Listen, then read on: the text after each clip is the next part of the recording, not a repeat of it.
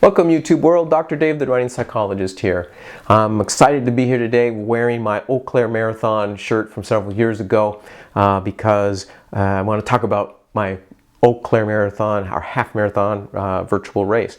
I signed up to run it and it was supposed to happen last week, but as many of you who are runners out there who have had races this spring, it got postponed into September, and I already have plans for September in my race schedule if those races even happen.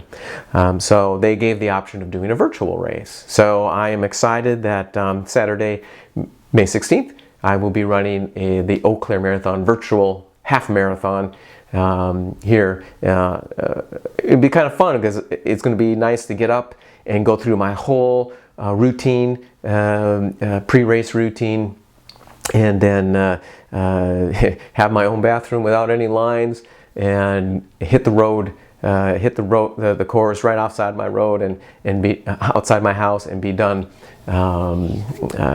right outside my house. So the one thing though, it's really a bummer, is missing all of that energy in a race.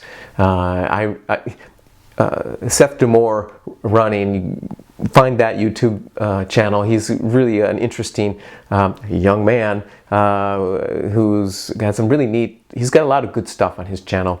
If you want to get information about developing a training plan and stuff, he goes into that. He does a lot of shoe reviews, and I really enjoy his channel. But he was talking about moving from ultramarathon to marathon, and he entered the marathon race. His goal was to qualify for the Olympic marathon trials, and he was talking about the energy and the enthusiasm that are in these big events that he wasn't getting in the ultra-marathon world, which is just so much smaller pool of people. And that's just so true. There's just so much energy in these races, and they're fun. So I'm hoping to try to recreate the energy and be able to do the intensity next week. Because it's a week from when I'm doing this video. So I'm finally ready to go. So I'm really excited. I'm getting a really good taper in, and I wanted to say in this video, I created this channel to talk about running for older people. I'm in my mid-50s.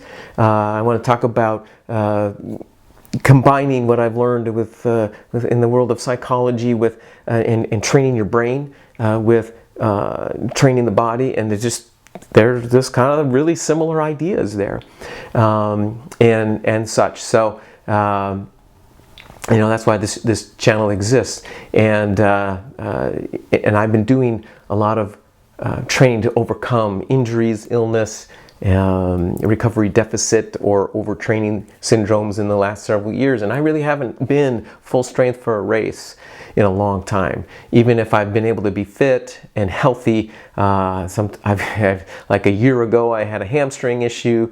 I went into last fall's Twin Cities Marathon recovering from a calf muscle pull, very minor, but still, you can't do your full training. And so I have been healthy and fit, but it took a long time.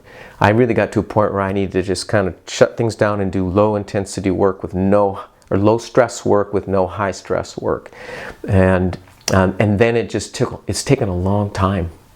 Once I've recovered and gotten healthy and know all the little exercises I need to do to make sure my legs I don't have a hammy or a calf muscle or a quad, and doing those frequently and consistently, getting to this point where actually 4 weeks ago, it finally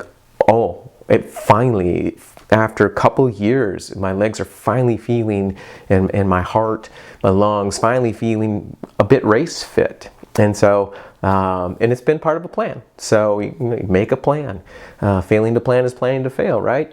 So at any rate, the virtual marathon, half marathon that I get to run with the Eau Claire marathon, it gave me a whole month of May. So I was able to give myself 2 extra weeks, which was fantastic for my own personal training schedule. I just needed that extra weeks to get a couple of other long runs and repeat workouts in. And next Saturday, Saturday, May 16th, is payoff time. So I'm just excited and going through taper, feeling my energy recuperate and build up, and ready to go next week. So in closing out this video, next week I'll have some video of my race. I'll talk about what I do pre-race, but just want to highlight and encourage you to understand that training your brain, training your body, it takes patience. Consistent and frequent. Do the work. Consistent, frequent, and be patient. And one day you wake up, like when you practice breathing, you can check out the breathing exercises. You have to think about it. You have to, and put effort into it. And one day you wake up and it's effortless and automatic. And that's what we want to do together, training our mind, training our body, and along the way, training our souls, which, by the way, in the midst of this COVID stuff, and always in life, there's plenty of piles of crap to pay attention to, plenty of poor examples, but you know what? There's an awful lot of gold nuggets out there, an awful lot of wonderful people, and they are just demonstrating wonderful souls, beautiful souls. Most people have beautiful souls, and the rest, I would imagine the souls are maybe broken or damaged in some way, which is sad. So let's train our mind, our body, and our souls, and let's go out there, live with joy, and run with joy.